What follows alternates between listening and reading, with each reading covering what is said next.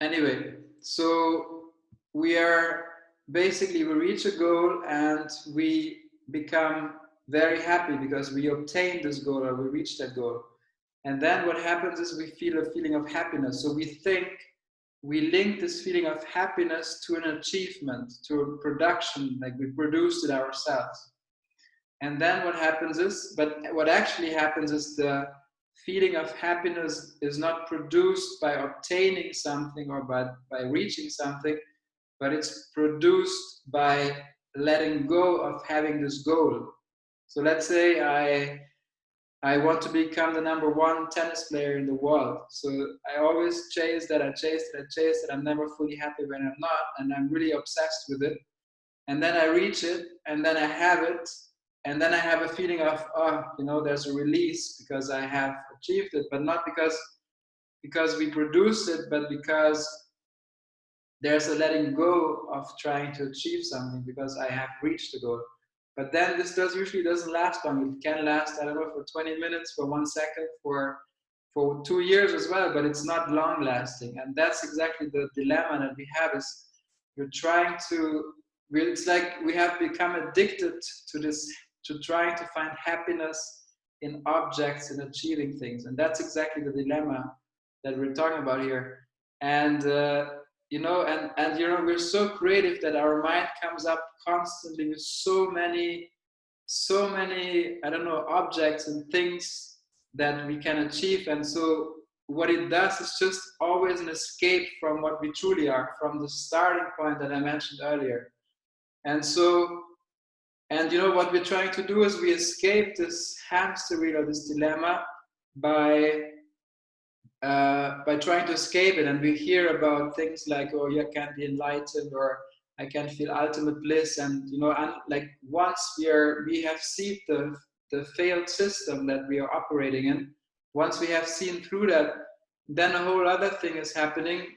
You know, we feel, or we start meditating, or we do yoga or something, or we heard about that actually I can achieve a lot of bliss.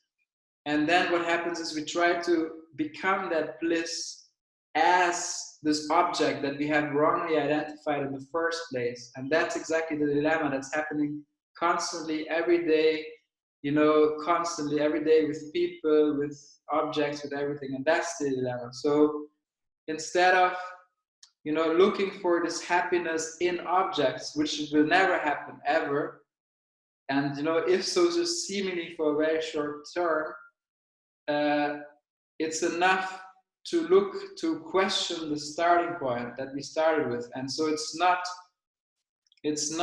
the first step of identifying with an entity that's limited, but it's seeing what comes before that. Even it's prior to that. Like Immanuel Kant, this German philosopher, he always spoke about it a priori. So it basically means prior. What is prior to where your problems start? You know, when we problems only exist in thoughts, or it can be in feelings, or it's, you know, but when you think, like, let's assume there's a problem, and you're in deep sleep, you're not aware of the problem because you're sleeping deeply if you're able to do it. But the problem only is born in the morning when the body mind wakes up, and when there's a thinking about it and there's a feeling about it, then the problem starts.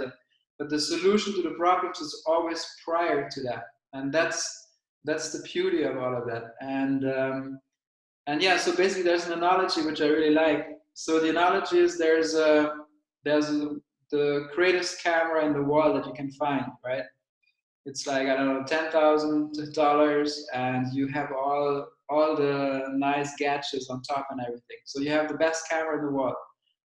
And then what happens is, and that's the starting point of this analogy. And what we do is, you know, you have those brownie cameras where it's like a plastic camera that, you know, back in the days, I don't even know if they sell them anymore. But back in the days, they had those plastic cameras. You can use them for, I don't know, 10 shots, 20 shots, and then it gives you like really bad quality. You look through, you don't even know whether the picture is taken correctly. But so what we do is we look through this brownie camera, and we have an extremely limited view because we are that big camera, that huge camera, and we're looking through the brownie camera, and we see everything disturbed, and nothing is clear, and we take pictures, right? And we're really unhappy with the pictures that we take. And so what we do, instead of questioning, that we are this brownie camera, what we do is we buy gadgets to make the brownie camera better. So we buy very expensive gadgets, to put them on, to zoom in and zoom out better. We buy a better battery so it lasts, and we connect everything, and we put it always in front of the brownie camera. And that's exactly what we do all that. So, it goes on and on. So the point here is that we try to fix something that we have nothing to do with in the first place, and we identify so strongly with that. And humanity, we have such an amazing skill or ability to identify with something that we have nothing to do with. Meaning, for instance, when you watch a movie, you watch it, and people start crying because we are able to identify so strongly with the characters in the movie. And that's exactly why this is working so well, that we identify with something we have nothing to do with this action figure. So it's an analogy with the brownie camera, and we're trying to, since it feels really bad to take pictures with the brownie camera, we try to fix that problem. So we're looking, and then we hear one day, oh my God, it's possible to have this amazing, huge camera that the NASA uses, and it's possible to take pictures, and we want to become that huge camera that we already are anyway, as this little brownie camera, and that's the dilemma. So the point here is to show that in order to become what we already are, it doesn't require 20 years of meditation. It doesn't require to calm your mind through meditation and so on. It's enough to see what we're not. It's enough to see that we have nothing to do with this brownie camera. Just because we looked through it one time and everyone else is doing the same, it's enough to see we're that big camera that's always on. And and that's basically what's happening. So it's not about, and I always give the example of, if somebody comes to you and says, hey, what, I'll show you how to get into the moment. I have studied it for 20 years. I know all the methodologies, all the techniques, and I practice with the best in the industry. And we're like all excited. We're like, wow, this sounds amazing. I know when I'm in the moment, I feel better, and the slack is sort of forgotten. And so I really try very hard to get more and more in the moment. So we try to produce that, right? And that's exactly the wrong starting point. Again, we oversee, and so we end up going to retreats, and we sit in meditation for 10 hours. We do yoga, and we pretend like it's the most sacred thing we've ever done, and we pretend like that we can heal the world and ourselves with it. But the truth is, while maybe it has a good effect for the body mind, it's making us even more enslaved in a very subtle way to many other things. So what happened, like, instead of, in this example, instead of trying to get into the moment more, it's enough to question whether it's ever possible not to be in the moment. And this is exactly that's looking at everything from the solution and not from the problem, because the solution is always prior to everything. And that's basically about the happiness. And this is so strong. The thing is, even if it makes sense now conceptually to hear what I'm saying, and if it resonates on some level with you, there is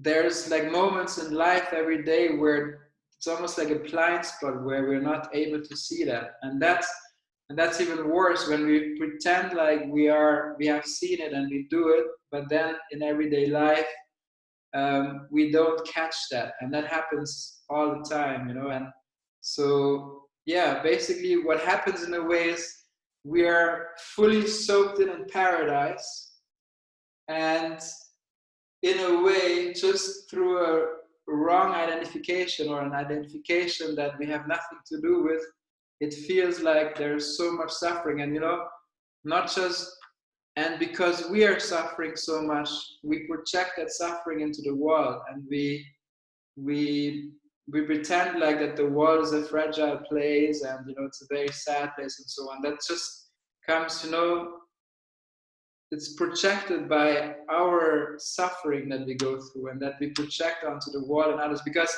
at the end of the day, that's another analogy I want to go into today, is the dream and what reality is. So in a way, so assume Benjamin is lying in his bed and he's dreaming about a wall, right? And then there's an action figure. There's an action figure, the dream object. It's a dreamt object in the dream, another Benjamin.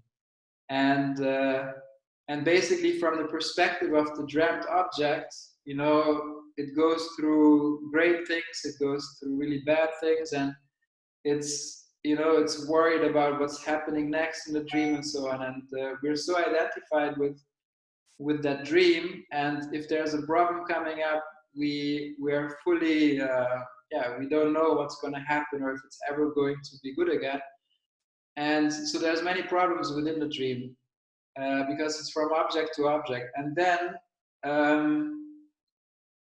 we always see this as full reality, right? When we're within the dream, we assume that the dream world is a reality. And from the perspective of within the dream, this seems so real. Like if somebody asks you, hey, am I dreaming? You will know, of course not. It's not a dream. But if you see it clearly, like, if the Benjamin who was sleeping wakes up the next morning and somebody asks him, hey, what did you dream? We're like, oh yeah, I dreamt that I did this, or I fell down, but actually I woke up and I was not dead, and so on. So it's so obvious from that perspective, from the perspective of the solution, that this is just a dream world. It's not real at all from the ultimate true perspective, and the only perspective, if you ask me. But within the dream, it seems to be like there are so many problems and they're not solvable. And that's exactly what's happening here as well. That as soon as we're identified with something we have nothing to do within the realm of the form, which is perceivable every day, it's not possible to solve the problems, on the same level where the problems occur. It's like what Einstein once said. And that's exactly like that. So while it's unimaginable for us when we're in the dream and we pretend like this is the only reality there is, the only solution, the only reality out there is when we wake up. And I find that a very beautiful metaphor. So I want to talk about one other thing. Is there was an Instagram post the other day, I think I posted it, peace does not exist in thoughts, thoughts exist in peace. And that's also something that that we try to do. And I explained earlier, we're looking for happiness in objects and in relationships and in people. It's the same phenomena when it comes to peace. We identify with the wrong starting point. We are fully obsessed and lost in it. And then what we do is we try to find peace on that very same level. And it's always an extremely relative peace, because what we try to do, we're so obsessed and so identified with thoughts, with the thought stream, right, which is constantly going on. And for most of us, it's not even possible not to be identified with, to create like a distance to thoughts. It's like, for most of us, this is like, the hardest thing to do, which, nobody can get blamed for, because that's sort of how we grew up, and we give so much importance to the becoming, that we're so obsessed with constantly becoming, that which basically means we're not happy with what we are. And that's again the lack that I explained earlier. So what we're trying to do then is, because we have identified with something we're not, we're trying to find peace on the same level and the same kind of reality. And that's, again, it's a failed system, because the nature of thoughts and feelings is agitation. It's always jumping from the past to the future. It's basically on the becoming axis that we spoke about last time. It's constantly becoming. Because it was so, it will be so. Because it was so, it will be so. And we're so constantly obsessed with that, while we're not even aware of it because we're so identified with it. So whenever we are in something, we look from that limited perspective and we don't see there's another way. And only when we're sort of taken out of this and we see from the outside what's happening, we can be free of it. And so what we're doing is we're not only trying to find happiness in this objectified world, but we're also trying to find peace then in it. We try to find a relief, and many of us are trying to find a relief in I don't know, in the job, or in in abuse of alcohol or drugs or anything else. And because we see we try to find a way out, but we see there's no way out, as that what we identify with. And then this is where the dilemma starts, and there's never gonna be a way out from that perspective. And so basically what I'm saying is the dream, no, so the peace that we're looking for is what we already are. And that's something that the mind is not able to grasp, because it's so close to us. The solution is closer than any thoughts, than any breath to us. And we overlook it constantly because it's so obvious. It's like a fish.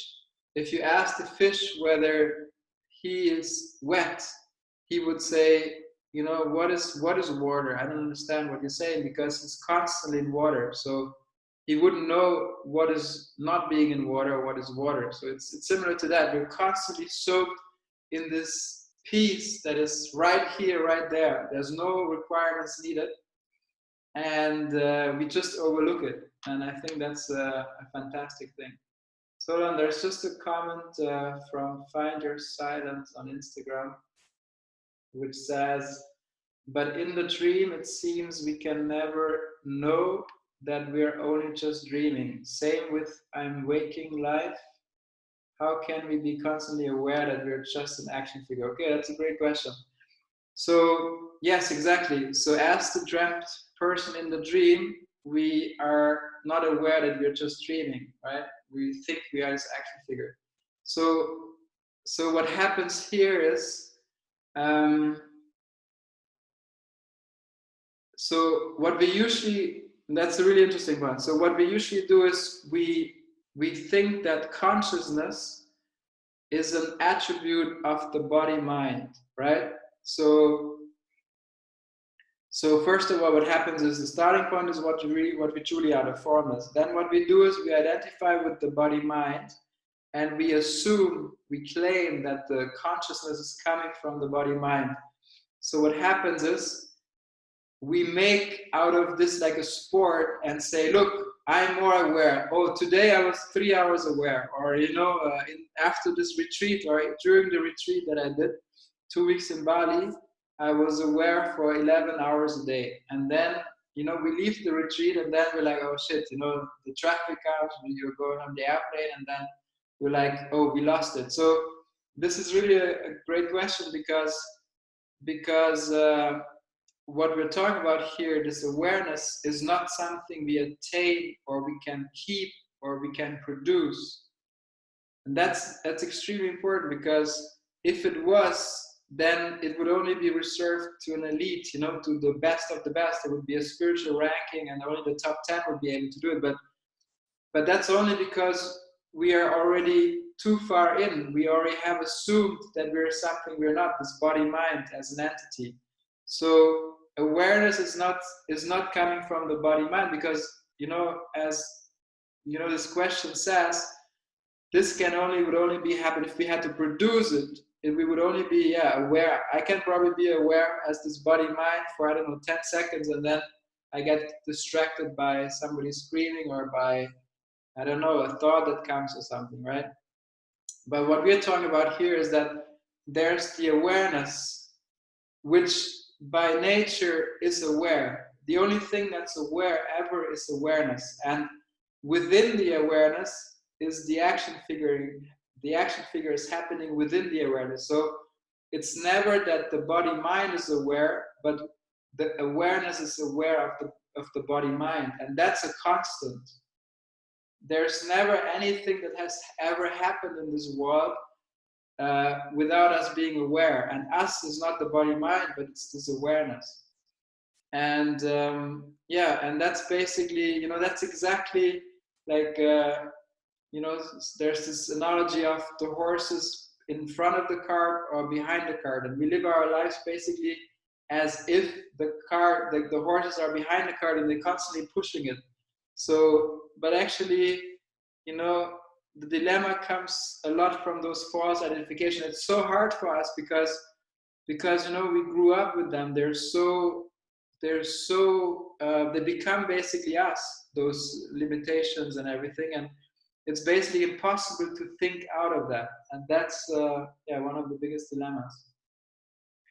And yeah, exactly. So only awareness is aware. The body mind claims to be aware, and it does it all the time. And you know, as I said, in spirituality and in some yoga circles and so on, it has become like a competition where people try to be more aware than others. And this is just, yeah, it's just a trick of the mind that's keeping us within that, I don't know, in a way, low vibration. And as I said, the solution, we are the solution. The solution is already there. It's prior to any problem, to any producing of happiness or peace or anything.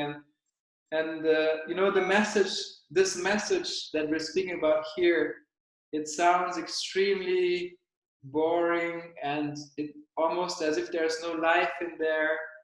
And as you know, it's sort of depressing and there's no motivation and anything, because you know, for those of us who are like, you know, it has also been in a way my journey as this action figure, in a way, for those of us who are a bit more reflective about all of this, right? Let's say we grew up and we are born into this world where you know, which is ruled by the mind, by thoughts, by everything, by the past and the future. You have to be this, you have to be that. But you know, at some point, for those of us, you know, who have a bit of an understanding of that, we realize something is wrong with that, right? It doesn't feel right. And, you know, we feel like this, many others may feel like this, but we're not communicating it. But what happens is, so we have an idea there's something wrong with it, and then we go into, let's say, personal development. Yeah, so personal development is actually much more exciting than what we speak about here at first. When once you're really in it, I mean, there's, you know, nothing like this. But anyway, at least that's what I think or what I have experienced. But first of all, personal development seems to be so exciting because it tells you you are here and one day you can be here. So, you know, personal improvement, self-improvement, personal development. So you develop the person, and when you are more developed, you are happier, and that's sort of the promise, right? And we fall for this a lot at the beginning because it sounds extremely exciting.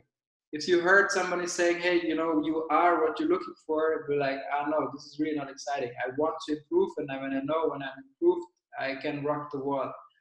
But this is really a funny thing because yeah, because that's sort of a really big trick that it's played, and it's always about becoming.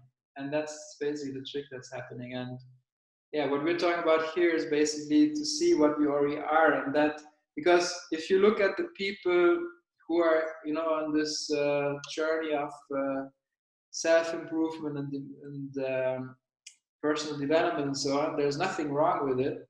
But it's a constant, you know, I can manifest this, I can manifest this, I can become this, I can do this.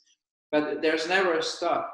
It always continues. But the difference to what we're talking about here is while personal development and self-improvement is obviously going on anyway, in the dream world or in, you know, in the movie with the action figure, there's zero hope or zero wanting to be happy through what I'm doing. You know, the promise in let's say self-improvement is always, if I improve this attribute or this quality of me, I'll be more happy. That's always sort of a given, and we spend lots of money on that. and there's, as I said, there's nothing wrong with it, but it's extremely, it causes suffering, if you ask me, because you put a lot of hope and a lot of energy in it. But self-improvement and personal development is going on anyway on that level, but the only difference is we're not occupied, we're not identified, we're not hoping to get something out of it. And that's the huge difference, and that's exactly the cause for all the suffering that's happening. Exactly, to give it so much meaning, you know, that, oh, I'm wearing this dress. If I wear this dress one day, I'll make it. If I stay peaceful for 4 days in a row or for 4 weeks in a row and never get angry or whatever, then I've made it, you know. But this has nothing to do with what we truly are, and this is something, you know, also maybe some evolution that we go through, because we think that once the body mind is at peace and has reached whatever it needs to reach, then we have, you know, then we have achieved it. But the funny thing is that what we talk about here can never be achieved. It's not something that we produce, and yeah, and that's basically what we're talking about here. So yeah, that's basically what I wanted to talk about. Are there any questions? Well, I collected a couple.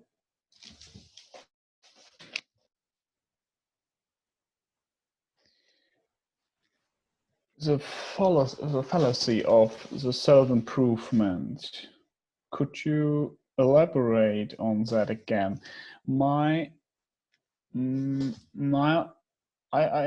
feel you mentioned that the self-improvement is happening on a level of the action figure in the context of awareness. So in a sense, the action figure is already, well, the assumption. So everything is awareness. So that's a basic foundation.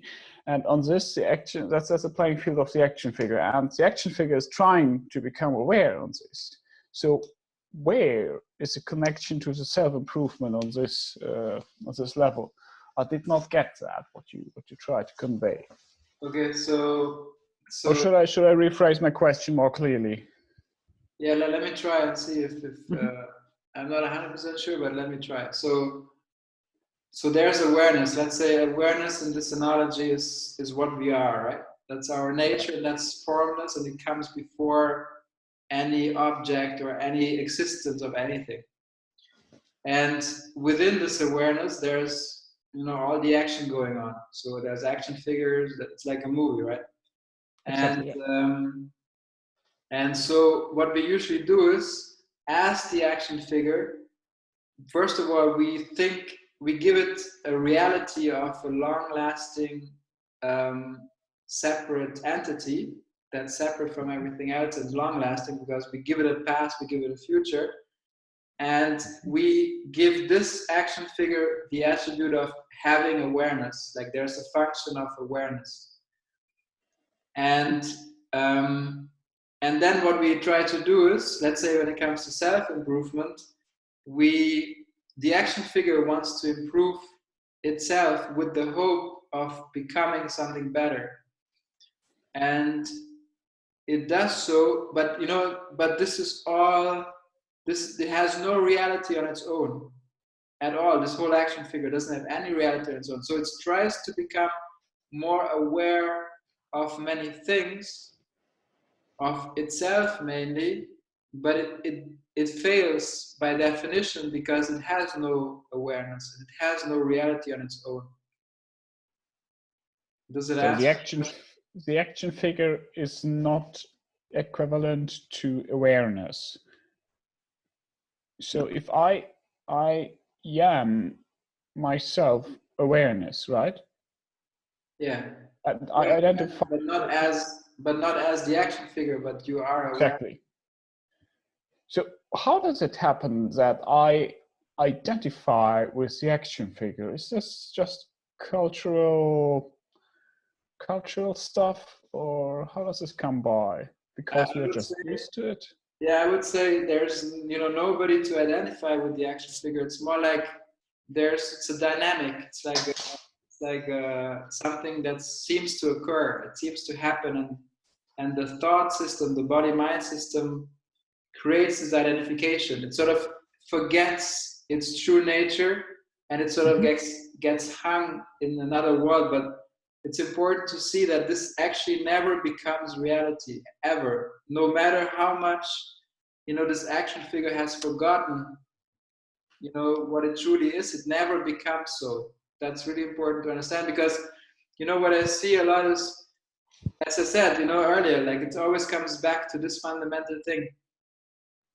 We are the awareness, and then what happens is we identify, presupposing, and that's important, presupposing we are this action figure. And then, you know, from your question that you were just asking, we try to become awareness as this action figure, because we have, you know, and I'm just saying we identify. It sounds like it's easy to identify and disidentify, but we're so in it that we don't even know, like we may conceptually realize we identify with it, but it's presupposing constantly, presupposing. And then the only thing we can think of is, oh, but I am awareness. But you know, and that's already too far, because that's already too far in, meaning, well, I'm the action figure, but I heard about something like awareness, I can become that. No, it's not possible. And you know, it's So, very subtle and very tricky. so on the base level, layer one, that's awareness. So that's a screen level. So there it comes by as an action figure running around. I forget that I cannot be not aware. So consciousness is everywhere. So, and as the action figure, I try to become that, what I already are. So why is that precise point not possible? Exactly. Could you point that out? Why is what? So becoming as the action figure awareness, why is that impossible?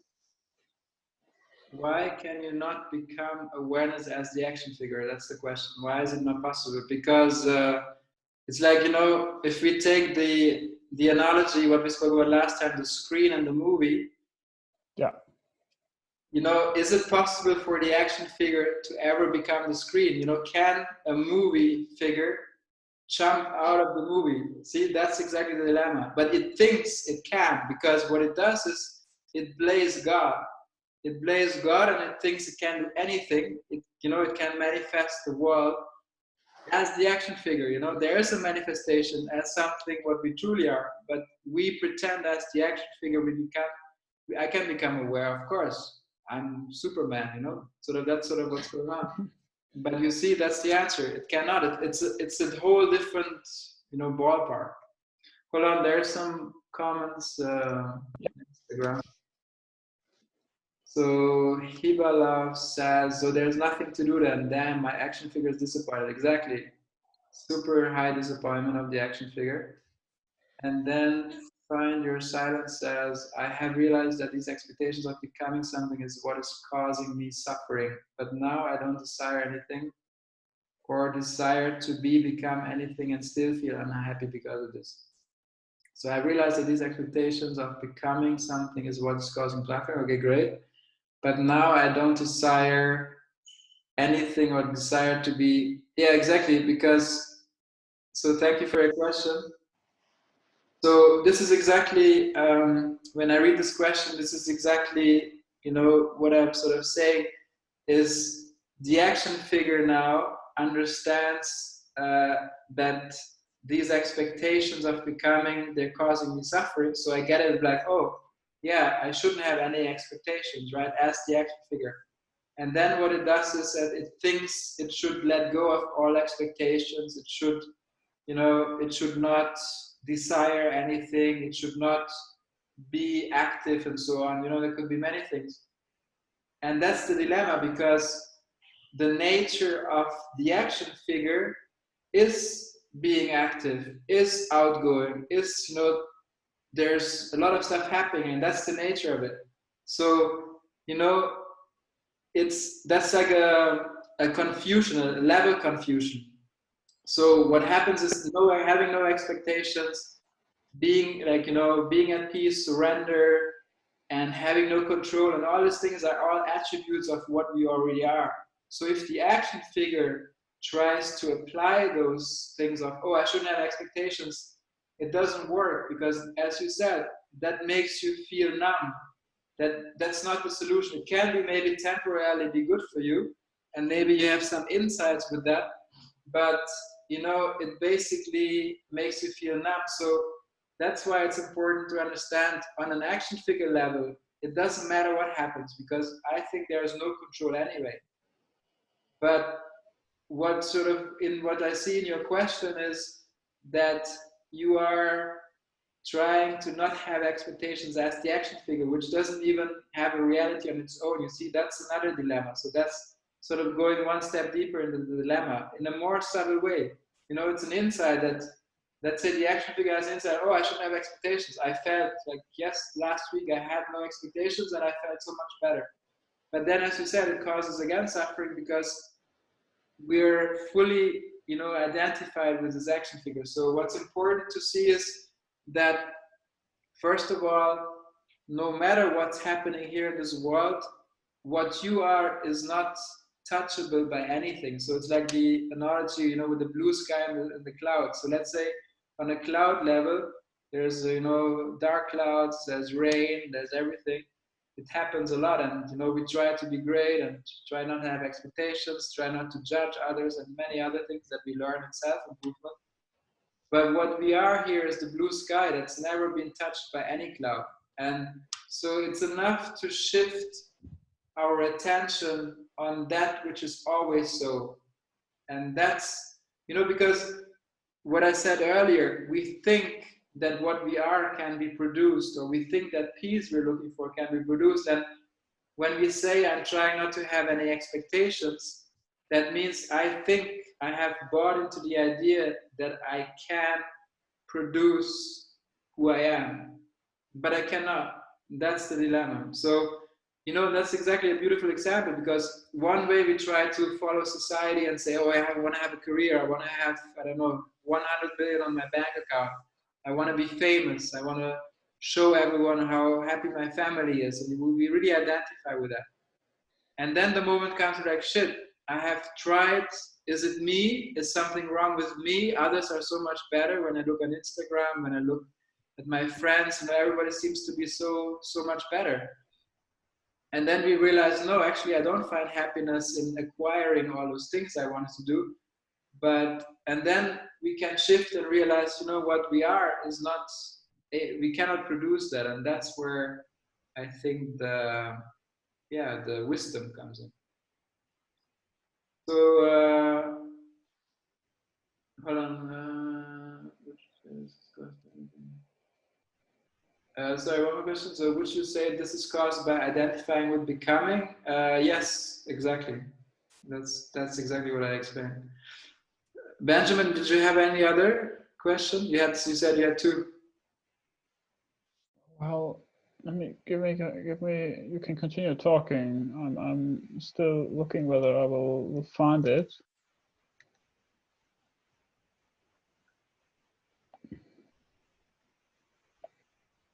So I think that's it. What I said, unless you have a question. I don't find it right now, so no. We'll take it next time. Yeah. So anyway, that's all I wanted to say. So if there's no more questions, then yeah, we do this for everyone. We do this on Mondays and Thursdays at 7 p.m. Swiss time. And yeah, I also upload those videos on YouTube. I have a channel, but I changed it. So there's a new channel which you can find on Instagram on the bio. So anyway, thank you very much, and see you next time. See you. Bye.